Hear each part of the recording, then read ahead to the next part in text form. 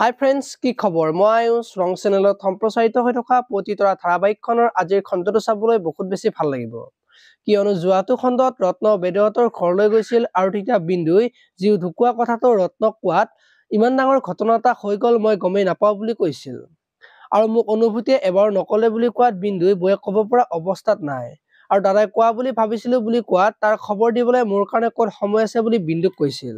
আৰু সেই সময়ত তাত থাকিব নোৱাৰিলো বুলি দুখ কৰা দেখিবলৈ পাইছিল। আজিৰ খণ্ডটোত ৰত্নই অনুভূতিৰ ঘৰলৈ যাব আৰু ৰাস্তাতে বেদক লগ পাব। আৰু তেতিয়া ৰত্নই ইমান ডাঙৰ ঘটনা এটা হৈ গ'ল তই মোক এবাৰ নকলি মোৰ কাৰণে তোৰ সময়ে নাই বুলি বেদক ক'ব।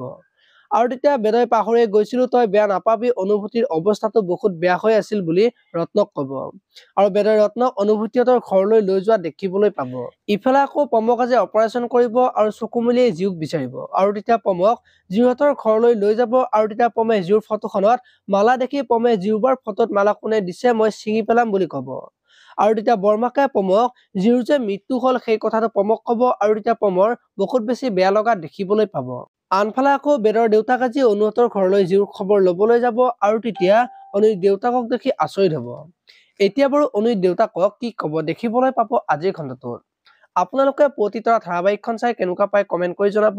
আৰু যদি আপোনালোকে এতিয়ালৈকে চেনেলটো ছাবস্ক্ৰাইব কৰা নাই তেতিয়াহ'লে চেনেলটো ছাবস্ক্ৰাইব কৰি ভিডিঅ'টোত এটা লাইক কৰি দিব। ধন্যবাদ।